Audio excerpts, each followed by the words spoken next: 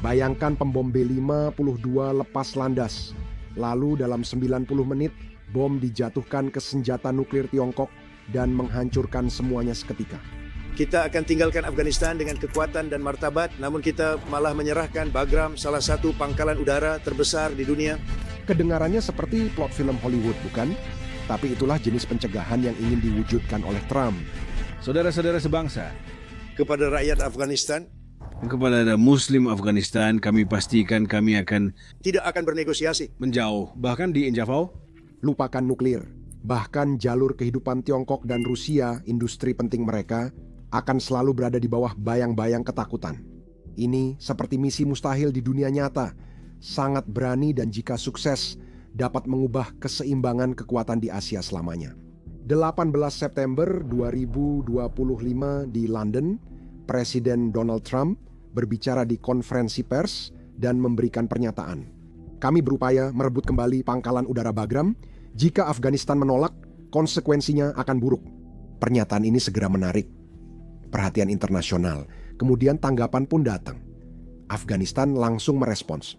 Menteri Luar Negeri Amir Khan Muttaqi menegaskan, tidak sejengkal pun tanah kami akan diberikan kepada Amerika. Sikapnya tegas, tidak ada negosiasi atau kompromi. Itu terlihat seperti gertakan bangsa yang sudah mati, kecuali sejarah berpendapat lain.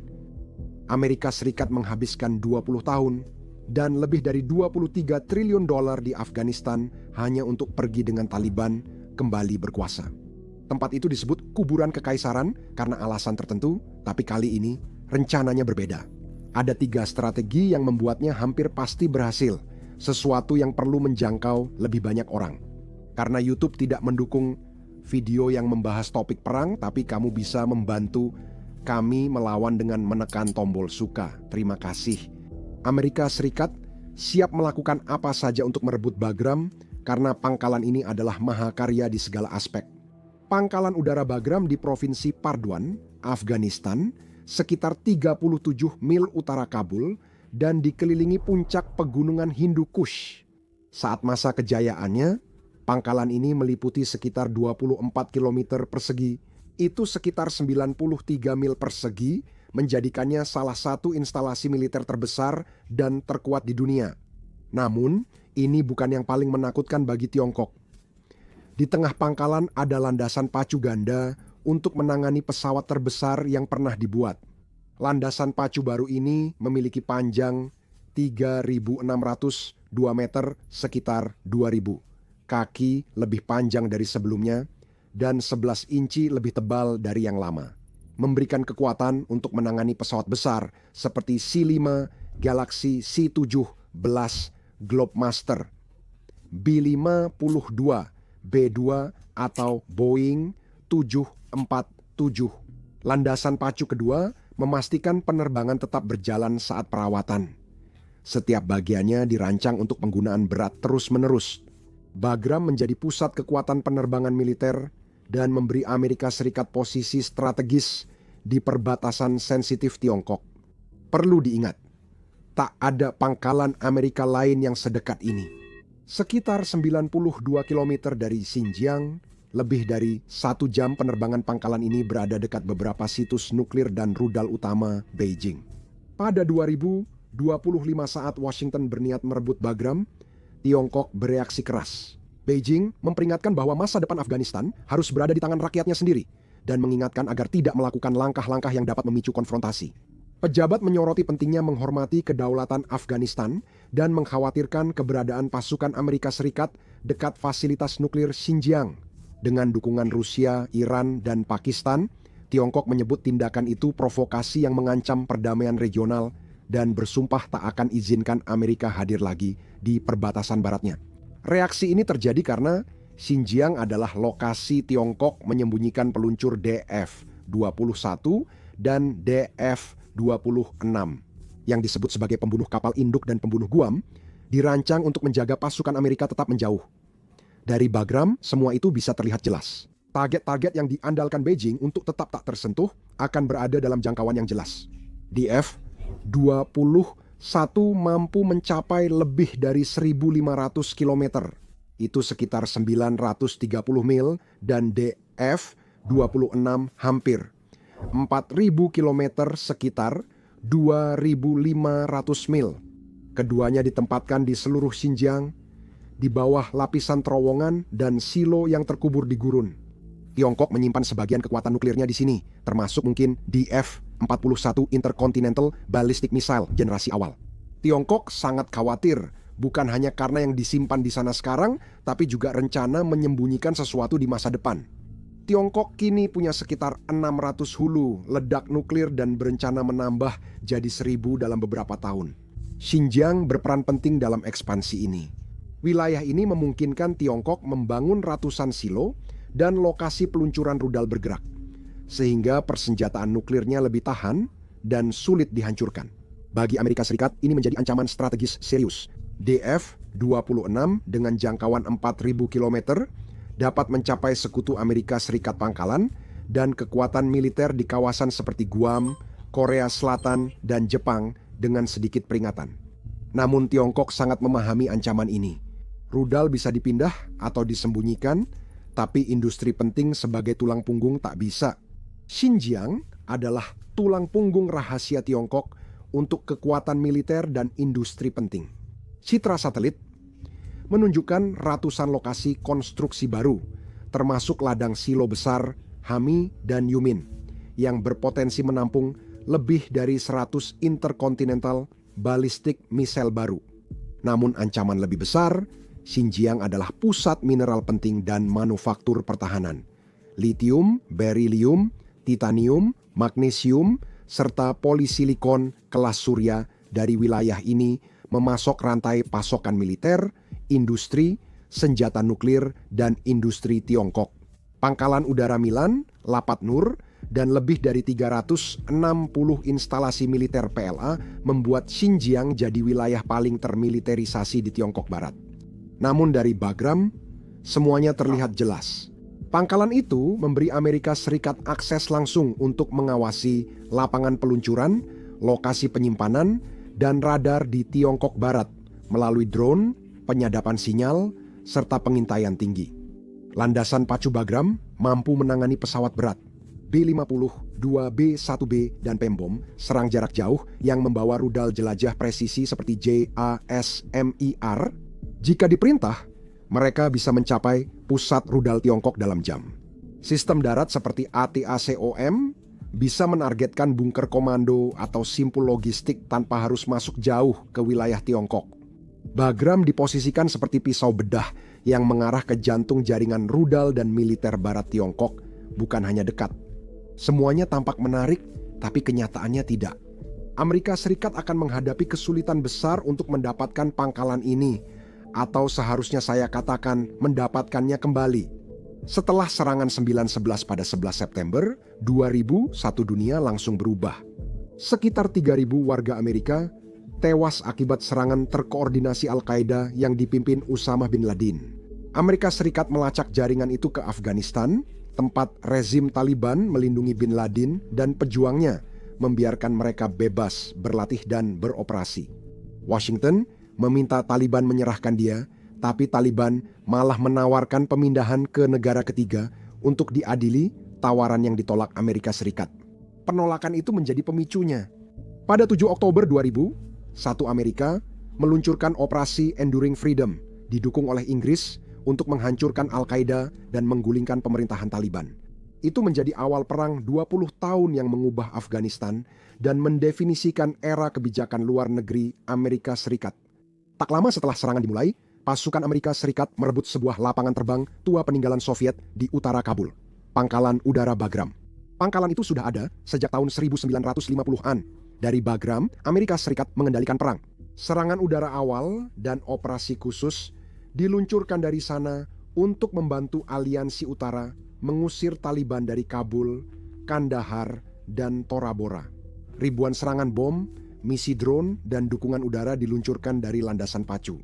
Itu bukan sekadar pangkalan, tapi jalur kehidupan Amerika. Pangkalan itu bukan sekadar untuk bertempur, tetapi juga jalur logistik perang. Pasukan silih berganti di landasan udara, suplai dan bahan bakar datang tiap hari, helikopter medvac mengangkut korban luka. Rumah sakit Bagram merawat banyak personel Amerika dan Afghanistan yang tidak pernah kembali ke garis depan. Tempat itu juga pusat operasi intelijen Amerika Serikat. Di dalam kompleks yang dijaga ketat, CIA dan Joint Special Operations Command menjalankan program rahasia dan interogasi. Pusat penahanan Bagram dikenal karena pelanggaran hak asasi manusia, tuduhan penyiksaan, penahanan tanpa batas, dan kaitannya dengan perang melawan teror, yang kemudian dipertanyakan oleh dunia. Pangkalan itu memfasilitasi pengerahan cepat pasukan Amerika Serikat dan koalisi ke berbagai wilayah, termasuk kontra pemberontakan di Helmand, Kandahar, dan Timur Laut Terjal. Pangkalan ini menjadi pusat misi komando operasi khusus gabungan untuk menargetkan sasaran penting dan mengordinasikan pergerakan pasukan NATO dan sekutu melalui International Security Assistance Force. Beginilah gilanya kota Bagram. Tunggu, apakah aku baru saja mengatakan kota karena memang benar-benar seperti itu? Kota ini punya rumah sakit, 50 tempat tidur ruang operasi dan trauma, siap tangani cedera serius kapan saja. Tersedia hunian untuk lebih dari 40.000 orang mencakup barak, asrama, ruang makan, pusat rekreasi, dan restoran. Penyimpanan bahan bakar dan amunisi sangat besar dengan 57 juta galon dan fasilitas yang mengurangi kebutuhan bahan bakar. Konvoi, bengkel, dan fasilitas teknik membuat pangkalan ini bisa memperbaiki serta memperluas diri tanpa bantuan luar. Bagram secara strategis bisa beroperasi hampir mandiri. 30 megawatt sistem air, saluran pembuangan, dan drainase canggih menjaga operasinya di kondisi sulit. Keamanan diperketat dengan perimeter kuat, fasilitas penahanan, dan tim tanggap darurat yang siap menghadapi segala situasi. Biaya manusia dan finansialnya besar. Lebih dari 2.456 personel militer Amerika Serikat tewas di Afghanistan. Banyak di antaranya saat terjadi serangan di Bagram sendiri, dengan 207.770 anggota militer terluka. Jumlah kematian warga sipil mencapai ratusan ribu, banyak yang disebabkan oleh serangan udara dan serangan drone yang dikoordinasikan dari pangkalan tersebut, termasuk serangan yang tidak disengaja terhadap konvoi dan desa-desa. Serangan roket dan mortir Taliban kerap menyasar Bagram, menimbulkan korban di pihak Amerika Serikat dan kontraktor. Amerika Serikat menghabiskan 815,7 miliar dolar untuk operasi militer dan 130 miliar dolar untuk rekonstruksi dan kemanusiaan. Totalnya lebih dari 2,3 triliun dolar. Setelah perawatan jangka panjang dan bunga dihitung, Bagram juga melihat sisi gelap dari operasi. Beberapa insiden memicu kontroversi. Serangan drone profil tinggi menimbulkan korban sipil, termasuk pada pesta pernikahan dan pemakaman. Laporan yang bocor mengungkapkan metode interogasi keras di penjara Bagram yang memicu kritik internasional dan domestik. Serangan internal oleh pasukan Afghanistan atau simpatisan Taliban kadang menembus pangkalan dan menimbulkan korban di pasukan Amerika Serikat. Seiring berjalannya waktu, perang terus berlarut-larut, Taliban kembali mengumpulkan kekuatan, dan kesabaran publik di Amerika mulai memudar. Triliunan dolar dihabiskan, ribuan tewas, dan pemerintah Afghanistan yang didukung Amerika Serikat runtuh akibat korupsi dan perpecahan. Pada 2018-2020, Washington mulai mencari jalan keluar. Pembicaraan damai di Doha menghasilkan kesepakatan dengan Taliban yang menjanjikan penarikan pasukan sebagai imbalan atas jaminan keamanan di masa depan. Dunia berubah selamanya. Pada 2020, Presiden Biden memutuskan Amerika Serikat keluar dari Afghanistan untuk selamanya. Pada 2 Juli 2020, pasukan Amerika mengevakuasi Bagram diam-diam tanpa memberitahu rekan Afghanistan mereka. Keesokan paginya, pangkalan simbol perang 2 dekade itu sunyi. Beberapa minggu setelahnya, Taliban masuk tanpa perlawanan. Kabul jatuh segera setelahnya, mengakhiri perang terpanjang Amerika dengan kekacauan. Akhirnya, Bagram jadi lebih dari sekadar pangkalan. Itu adalah wajah Amerika di Afghanistan, kekuatan, kesalahan, dan bebannya. Perang dimulai dari landasan pacu, menelan nyawa. Setelah Amerika Serikat pergi, keheningan tak hanya soal mundurnya mereka. Itu penutupan 20 tahun yang penuh pengorbanan darah dan biaya perang yang belum selesai. Namun 4 tahun kemudian, Sesuatu berubah, itulah kesadarannya. Saat Trump kembali berkuasa, dia menyadari satu hal. Amerika Serikat harus merebut kembali wilayah itu dengan cara apapun. Apakah ini artinya harus kembali ke kuburan besar kekaisaran setelah ribuan tentara hilang dan triliunan dolar habis? Sebenarnya, ya, tapi bukan seperti yang dulu dilakukan Amerika Serikat. Amerika Serikat punya dua pilihan. Pertama, capai semua tujuan tanpa kekerasan. Pilihan kedua, kemungkinan besar akan menyebabkan pertumpahan darah. Amerika Serikat bisa merebut Bagram dengan bantuan militer. Mungkin kamu berpikir Amerika Serikat sebaiknya keluar dari Afghanistan karena gagal mengalahkan Taliban, seperti yang diingat banyak orang.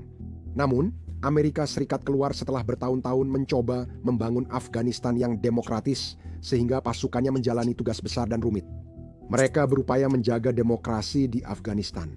Itu mencakup membangun negara, melatih polisi, menjalankan pemilu, bukan sekadar bertempur. Namun, jika militer Amerika Serikat hanya perlu menguasai satu pangkalan udara, tugasnya akan jauh lebih mudah. Misalnya, pada tahun 2001 pasukan Amerika Serikat bergerak cepat untuk mengamankan lapangan udara di sekitar Kabul, dan mereka melakukannya dengan sangat mudah. Tapi kali ini akan 10 kali lebih sulit, karena naga itu telah mencengkeram Afghanistan dengan sangat kuat. Selama beberapa tahun terakhir, mereka telah membangun hubungan dekat dengan Tiongkok, yang memandang Afghanistan sebagai wilayah yang strategis dan kaya akan sumber daya. Tiongkok telah mendukung Taliban dengan ekonomi, drone, dan kemungkinan alat militer lain. Dengan ini, Taliban dapat menyerang pasokan, mengacaukan komunikasi Amerika Serikat, dan mengganggu pesawat dengan drone. Mereka mengenal wilayah itu dan bisa melakukan penyergapan, memasang bom pinggir jalan, serta serangan hit and run untuk memperbesar kerugian pasukan Amerika Serikat. Taliban juga akan melawan dengan cara yang membuat mempertahankan pangkalan sangat sulit. Tiongkok dapat memberi intelijen, dana, dan dukungan politik, membantu Taliban merencanakan serangan lebih efektif, serta menghalangi persetujuan internasional atas militer Amerika Serikat. Itu berarti mendapatkan kembali pijakan di Bagram tidak akan terjadi dalam semalam. Itu tergantung pada perencanaan matang, pemanfaatan cerdas, dan kesabaran menghadapi politik Afghanistan yang kompleks. Opsi pertama mulai berperan di sini, tanpa pertumpahan darah atau korban jiwa, hanya langkah catur murni. Utusan Amerika dapat membuka pembicaraan langsung dengan pemimpin Taliban, menawarkan kerja sama kontra terorisme atau konsesi ekonomi sebagai imbalan atas penggunaan terbatas atau bersama landasan udara. Pendekatan kedua mengandalkan pengaruh strategis. Washington bisa memberi insentif seperti bantuan kemanusiaan berkelanjutan, dana pembangunan, atau dukungan diplomatik agar akses itu bernilai politik. Caranya sederhana, diplomasi dan negosiasi. Namun, para ahli menilai Amerika Serikat punya opsi yang lebih baik, bahkan terbaik. Mereka juga bisa menggunakan uang dan pengakuan sebagai alat. Amerika Serikat masih menyimpan sekitar 7 miliar cadangan devisa Afghanistan yang dibekukan di Federal Reserve New York dari total dolar 95 miliar.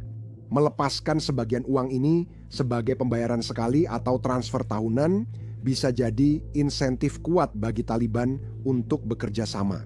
Jadi itu benar-benar uang mereka sendiri yang sebenarnya bisa saja dikembalikan oleh Amerika Serikat kepada mereka dan mereka tidak perlu mengeluarkan 1 sen pun dari kantong mereka sendiri. Di sisi diplomatik, Amerika Serikat belum sepenuhnya mengakui pemerintahan Taliban. Memberikan pengakuan atau setidaknya hubungan diplomatik yang lebih erat secara resmi bisa menjadi bagian dari kesepakatan untuk mendapatkan akses terbatas atau bersama ke pangkalan udara Bagram. Dengan menggabungkan pendekatan ini, melepaskan dana, memberi pembayaran, menawarkan bantuan, dan melonggarkan pembatasan diplomatik, Amerika Serikat dapat menarik minat Taliban untuk memberi akses ke Bagram, sambil tetap menjaga opsi untuk menekan lebih keras jika pembicaraan tidak berhasil. 3 strategi rahasia Amerika Serikat: uang, pengakuan, dan kekuatan kasar. Jika 2 opsi awal gagal, Amerika Serikat tahu cara pakai opsi ketiga, terbukti beberapa kali sebelumnya. Diego Garcia terletak di tengah Samudra Hindia. Dan itu dibangun dengan cara yang sulit, dengan merelokasi penduduk dan menggambar ulang peta. Inggris memisahkan Kepulauan Chagos dari Mauritius sebelum kemerdekaan, membentuk wilayah Samudra Hindia Britania, dan mengosongkan pulau-pulau untuk pangkalan militer. Ribuan Chagosian dipaksa pergi demi pembangunan landasan pacu dan pelabuhan. Saat ini, pulau tersebut tetap menjadi titik strategis dan pertempuran hukum masih berlanjut. Mauritius mengklaim kedaulatan, Tapi perjanjian 2024 dengan Inggris izinkan pasukan Amerika Serikat dan Inggris tetap di sana selama puluhan tahun. Teluk Guantanamo di Kuba punya pendekatan berbeda. Usai Perang Spanyol-Amerika, Amerika Serikat memaksa Kuba menerima pangkalan militer sebagai syarat kemerdekaan lewat amandemen Platt. Pada dasarnya, Kuba diberitahu tanpa pangkalan tidak ada kemerdekaan. Secara teknis, sewa tersebut berlaku selamanya dengan pembayaran tahunan yang kecil. Kuba tidak pernah mencairkan cek sejak 1959 dan menganggap pendudukan itu ilegal. Namun, Amerika Serikat tetap berkuasa lebih dari 1 abad.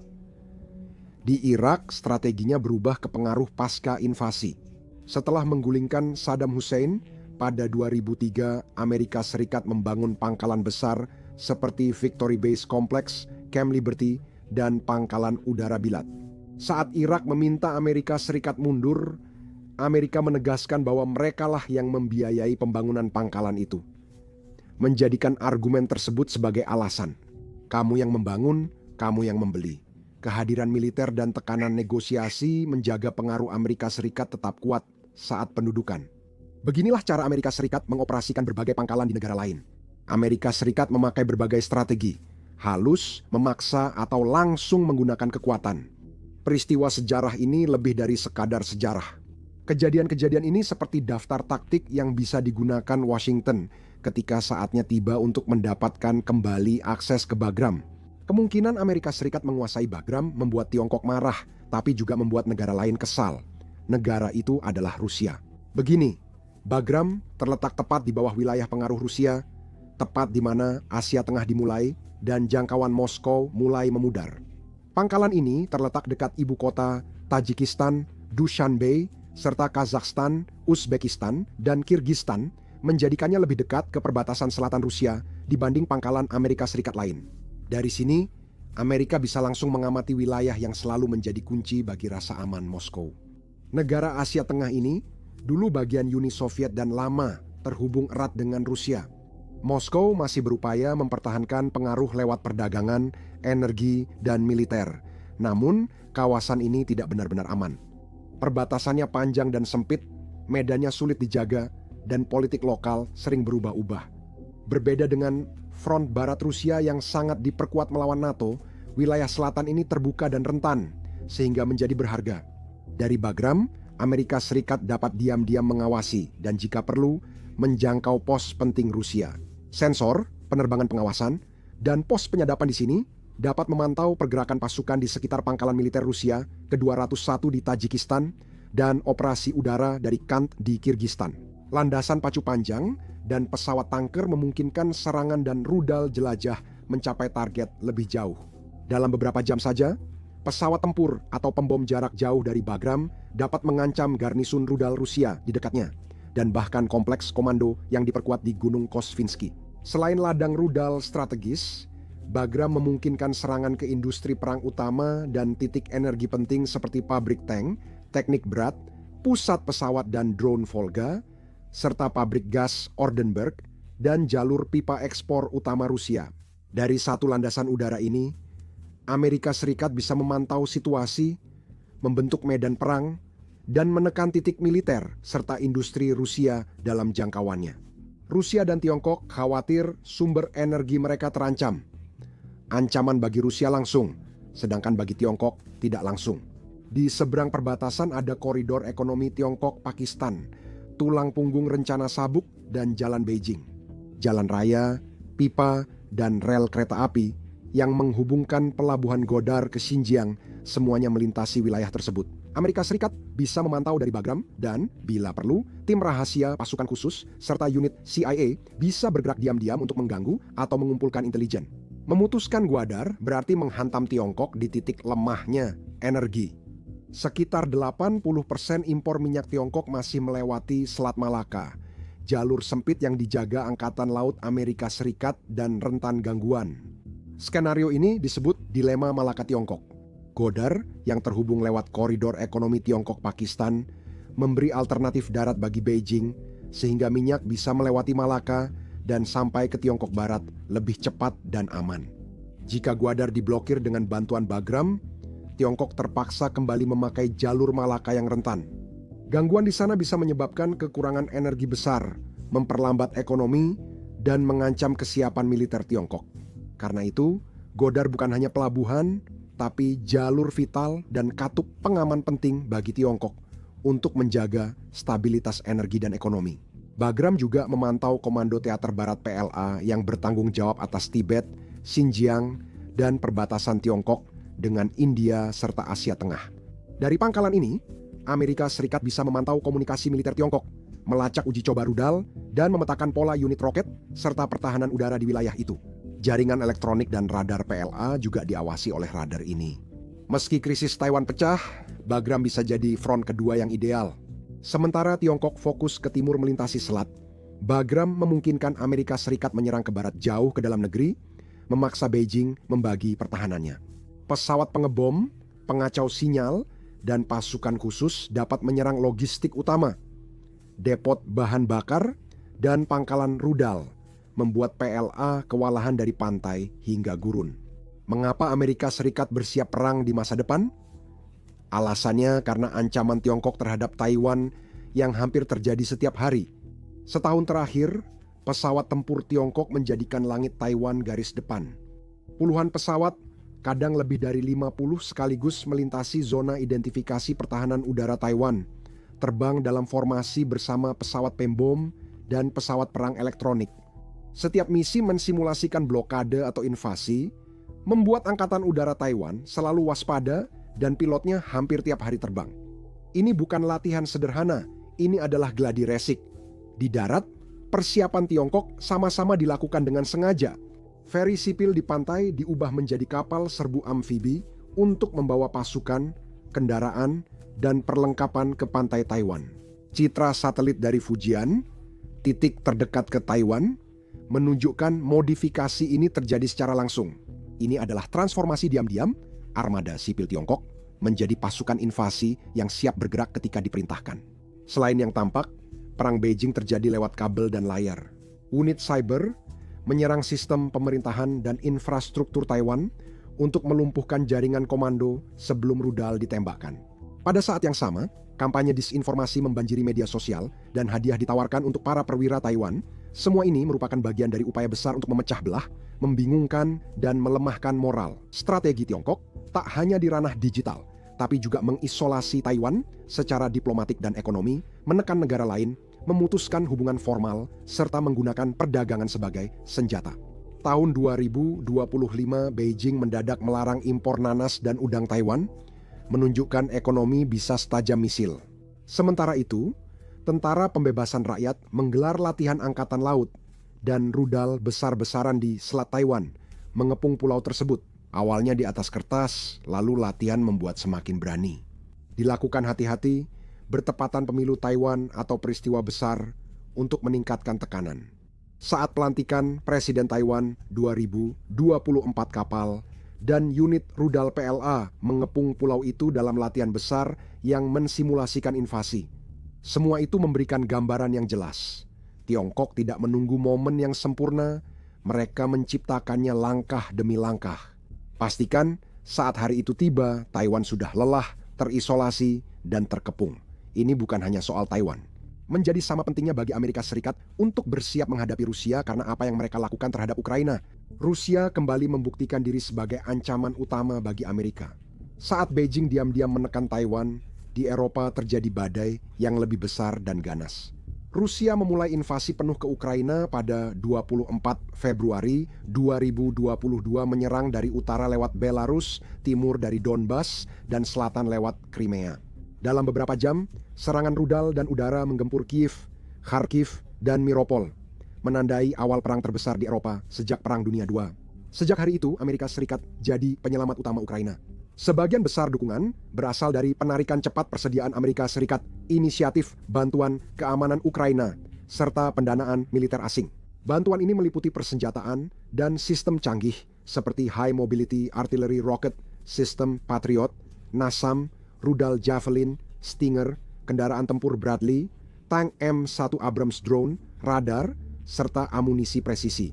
Saat perang berlanjut, bantuan darurat bergeser menjadi kontrak pertahanan jangka panjang serta pendanaan berkelanjutan bagi pemerintah Ukraina, militer, dan sektor energi. Berbagi intelijen Amerika Serikat sistem komunikasi dan pelatihan lanjutan membuat pertahanan Ukraina lebih tajam dan terkoordinasi. Selain senjata, Amerika memimpin dunia dalam bantuan ekonomi dan kemanusiaan. Miliaran dolar digunakan untuk menstabilkan energi Ukraina, membangun rumah sakit, menyediakan makanan, obat, dan membantu pengungsi di Eropa. Meski didukung besar, Rusia tetap kuasai hampir 19% wilayah Ukraina hingga Oktober 2025. Rusia menguasai sebagian besar Luhansk, Donetsk, Zaporizhia, Kherson, dan seluruh Crimea. Infrastruktur Ukraina telah hancur lebur. Pembangkit listrik, jaringan, dan sistem air sering diserang menyebabkan pemadaman bergilir dan kekurangan pasokan. Jalan, rel kereta api, dan jembatan di Donbas dan wilayah selatan dibom untuk mengganggu pergerakan dan pengiriman bantuan. Sekolah dan rumah sakit rusak di kota-kota garis depan. Antara Februari 2022 dan Oktober 2025 korban sipil di Ukraina sangat besar.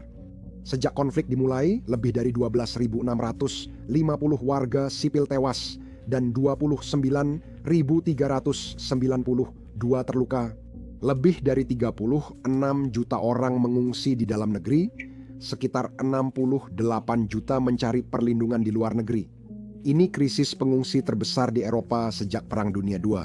Di Obuka, Mariupol, dan Kherson, penyelidik menemukan kuburan massal dan bukti penyiksaan. Ekonomi Ukraina menyusut sepertiga. Wilayah industrinya, baja, batu bara, dan manufaktur telah hancur atau diduduki. Pertanian telah runtuh di wilayah yang dipasangi ranjau atau dibom. Layanan kesehatan dan pendidikan runtuh, menyisakan kemiskinan dan trauma. Di medan perang, Ukraina terus menderita kerugian berat. Ribuan tank, artileri, dan drone hancur lebih cepat dari penggantian sekutu. Namun, dengan teknologi barat, intelijen, dan kegigihan, negara ini terus bertahan. Hingga tahun 2025 Rusia terus menekan lebih dalam ke Donetsk, mengandalkan perekrutan massal dan taktik perang habis-habisan. Sanksi belum menghentikan Moskwa. Rusia tetap memproduksi senjata dengan berdagang ke Tiongkok, Iran, Korea Utara, dan Turki. Invasi kilat yang dimulai 2022 kini berubah jadi konflik panjang dan melelahkan, mengubah peta keamanan Eropa. Ukraina berjuang untuk bertahan hidup dengan dukungan Barat. Sementara Rusia tetap mempertahankan wilayah pendudukannya meskipun terisolasi secara global dan mengalami kerugian besar. Perang ini telah menjadi ujian ketahanan yang brutal, tanpa akhir yang jelas, dan Bagram berpotensi memainkan peran dalam menahan Rusia. Karena pangkalan itu tidak hanya sebatas landasan pacu, ada lebih dari 110 tempat perlindungan pesawat yang diperkuat. Masing-masing dilindungi oleh dinding penahan ledakan, menjaga jet tempur, pembom, dan pesawat angkut tetap aman dari serangan. 3 hanggar besar mampu menampung beberapa helikopter atau jet tempur sekaligus. Lebih dari 13 hektar landasan digunakan untuk parkir, perawatan, dan operasi kargo. Dari udara hingga ke darat, Bagram dibangun untuk aktivitas dan kesiapan yang terus-menerus. Komando dan pengendalian di Bagram sama majunya. Pangkalan ini punya fasilitas multi-level untuk koordinasi operasi dan pemrosesan intelijen real-time. Array satelit menjaga pangkalan terhubung ke dunia. Menara kontrol mengatur lalu lintas penerbangan dengan presisi menggunakan sistem radar. Pangkalan ini dapat menjalankan operasi udara, darat, intelijen, dan logistik secara bersamaan, memberikannya jangkauan ke seluruh Asia Tengah. Yang membuat Bagram benar-benar berharga adalah karena pangkalan ini mandiri dan siap untuk beraksi. Bagi Amerika Serikat, Bagram adalah pusat kekuatan, strategi, dan kesiapan, bukan sekadar pangkalan. Tempat Amerika Serikat mengawasi, merencanakan, dan bertindak kapan saja. Ini juga memungkinkan Amerika Serikat bergerak cepat dan otonom di wilayah dunia yang sering terhambat jarak dan politik. Dari lokasi ini, Washington bisa mempengaruhi Afghanistan, Pakistan Utara, perbatasan timur Iran, dan negara-negara Asia Tengah, sambil mengawasi pergerakan Rusia di utara dan pengaruh Tiongkok di timur. Sementara pangkalan Amerika Serikat lainnya terbatas pada tugas-tugas regional tertentu, Bagram berdiri sebagai pos komando dengan jangkauan, kebebasan, dan fokus yang tidak dimiliki tempat lain. Apakah Amerika Serikat bisa merebut kembali pangkalan itu masih menunggu waktu? Terima kasih telah menonton.